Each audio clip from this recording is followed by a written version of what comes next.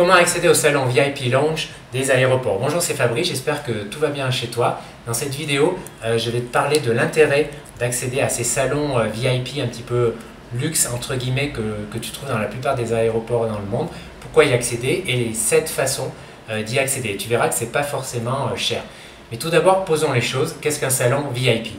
Alors, un salon VIP, c'est un espace qui est loué par la compagnie aérienne dans un aéroport pour ses clients. Alors, on trouve des salons VIP dans tous les terminaux internationaux du monde, mais aussi parfois dans quelques terminaux nationaux. Par exemple, en général, c'est la compagnie nationale qui a des salons VIP dans les plus grands aéroports. Par exemple, Air France, typiquement, a des salons VIP dans les plus grands aéroports de France. Et à côté, tu as aussi des salons privés, on en reparlera plus tard. Mais voilà, je te propose de t'emmener en fait visiter, te montrer pour te montrer à quoi ressemble réellement un salon VIP. Et je vais te montrer le salon VIP d'Avianca, la compagnie nationale colombienne. Et je vais t'emmener à l'aéroport d'El Dorado à Bogota. Je suis allé tourner là une petite vidéo pour te montrer un petit peu les différents espaces que l'on peut trouver dans un salon VIP. J'attendais alors mon vol, c'était l'année passée, j'attendais mon vol pour la République dominicaine. Donc allez, on y va, je te montre, on part pour l'aéroport d'El Dorado et on se retrouve après, à tout de suite. Et donc me voici au salon Priority Pass de l'aéroport El Dorado à Bogota. L'aéroport possède plusieurs salons lounge VIP, mais vous avez également ce salon qui est réservé aux membres de la carte Priority Pass, ou si vous avez une carte bancaire en fait, qui donne droit à cet accès Priority Pass.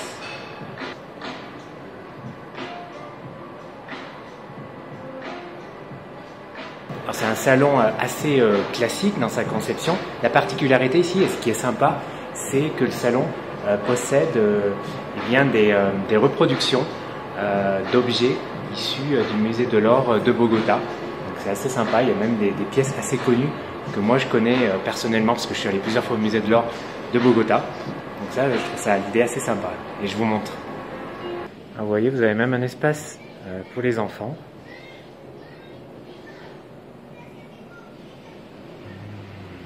Voilà, si vous voulez faire un petit somme lors d'une escale entre deux vols, ça c'est vraiment top. Voilà, j'espère que la visite de ce salon VIP t'a plu. Avant de continuer, n'hésite pas à partager la vidéo, à la liker et à t'abonner bien sûr à la chaîne. Alors, pourquoi? Il y a 2 raisons. Moi, je vois 2 raisons principales pour accéder à ces salons VIP. Tout d'abord, imaginons que tu as fait un vol de 10 heures et tu dois prendre une correspondance dans 4 ou 5 heures. Déjà, tu es assez fatigué, surtout si tu n'as pas bien dormi dans l'avion. Et bien, accéder à ce salon VIP va te permettre de prendre une douche, tu vois, de t'allonger sur une banquette par exemple, pour faire un petit somme, d'avoir un repas gratuit, mais voilà, surtout de te reposer en fait dans un endroit à part, plus silencieux, plus confortable, avec la possibilité de prendre une douche, etc. Donc voilà, je trouve que ça peut être vraiment intéressant dans ce cas-là. Et le deuxième cas de figure, c'est si tu dois attendre plusieurs heures avant de prendre ton vol, pour X raisons, et bien si tu es indépendant, digital nomade, etc., pourquoi ne pas profiter de ce temps? Eh bien pour bosser, pour travailler, et rien ne vaut dans ce cas-là un salon VIP pour travailler avec un bon Wi-Fi, avec une vraie table, tu vois, avec de quoi boire et manger, dans un endroit plus silencieux. Tu vas être beaucoup plus productif que de t'installer, tu vois, dans ce que je veux dire, dans ces petits bars, voilà, sur un coin de table, avec un petit sandwich, triangle dégueulasse et un petit café dégueulasse, tu vois, avec un mauvais wifi qui coupe, voilà, qui est gratuit seulement pendant 30 minutes en attendant ton vol. Voilà, si tu veux bosser là, c'est pas les bonnes conditions, c'est pas productif, tu vois, tu vas pas te reposer, etc. Non, rien ne vaut dans ce cas-là un salon VIP. Et en plus, c'est pas forcément beaucoup plus cher parce que si imaginons que tu dois attendre ton vol 5 heures, tu vas consommer au moins un café, une boisson, tu vas consommer sans doute un repas, même si c'est minimalisme, ça va être un sandwich triangle, voilà, ou un sandwich ou une salade vite fait, et tout ça facilement dans un aéroport, surtout avec l'inflation en ce moment, eh bien ça va facilement alors je sais pas, te faire 15 euros si tu veux, tu vois. Alors qu'un salon VIP, tu vas voir les prix après dans la vidéo, la différence, voilà, elle n'est pas si énorme que ça, surtout si tu considères, et si tu es indépendant comme moi, tu dois le considérer ça, surtout si tu considères ton tarif horaire, si tu l'as calculé, et tu dois le calculer, tu vois, tu t'apercevras que l'investissement est largement rentabilisé en fait. Alors, comment accéder à ces salons VIP? Alors la première façon, c'est d'avoir une carte de fidélité de la compagnie aérienne, d'une compagnie aérienne ou d'une compagnie aérienne membre d'une alliance. Par exemple, la carte Star Alliance Gold Members qui te donne accès gratuitement au salon VIP. La deuxième manière, c'est d'avoir une carte bancaire qui a conclu un programme avec un partenariat avec une alliance, avec une compagnie aérienne, pardon. Alors le problème, c'est qu'en France, c'est pas très courant ce genre d'accord, ce genre de services fournis par les cartes bancaires. Ça se fait beaucoup chez les anglo-saxons, tu sais, qui permettent, en fait, à chaque fois que tu fais un achat avec une carte bancaire, tu es crédité par des miles. En France, c'est très rare. Voilà, en France, à ma connaissance, tu as la carte American Express qui a un partenariat avec Air France. Donc, ça peut être intéressant à voir de souscrire à cette carte American Express dans le cas où tu envisages d'accéder régulièrement en tout cas à des salons VIP. Ensuite, la troisième façon, eh bien, c'est de prendre un billet en classe business. En général, tu as droit à l'accès systématiquement au salon VIP de la compagnie si tu achètes une place en business en fait. Ensuite, quatrième façon, c'est d'avoir une carte Priority Pass.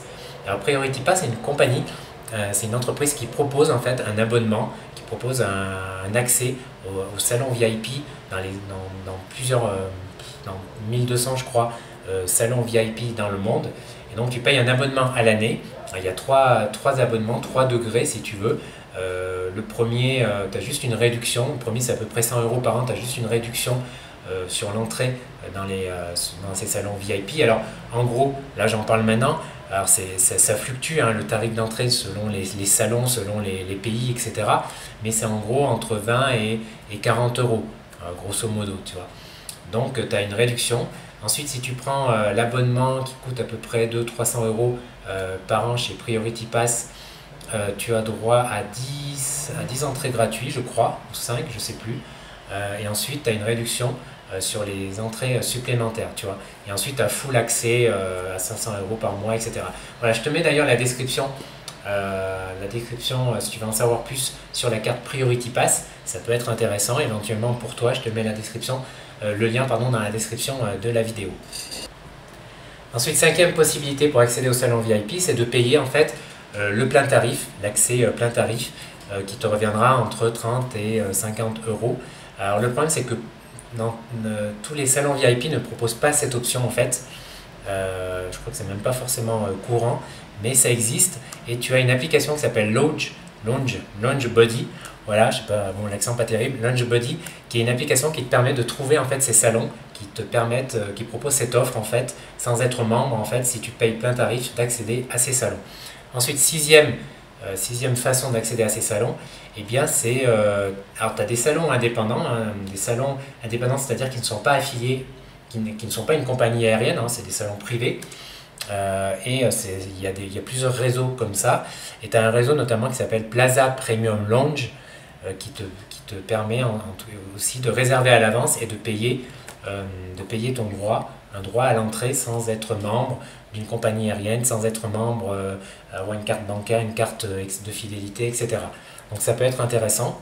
Et enfin, septième façon, c'est tout simplement de se faire inviter. Pourquoi? Parce que avec certaines cartes bancaires, avec certaines cartes de fidélité, tu as le droit d'amener quelqu'un gratuitement en plus, en fait. En plus, où ça compte, disons, comme une entrée, tu vois. Mais voilà, si tu as une personne qui voyage beaucoup, un voyageur d'affaires ou même pas, qui utilise beaucoup, qui a un abonnement, etc., eh bien, pourquoi pas, il peut en faire profiter quelqu'un alors qu'il a rencontré, avec qui il s'est lié d'amitié pendant le vol, pourquoi pas, etc.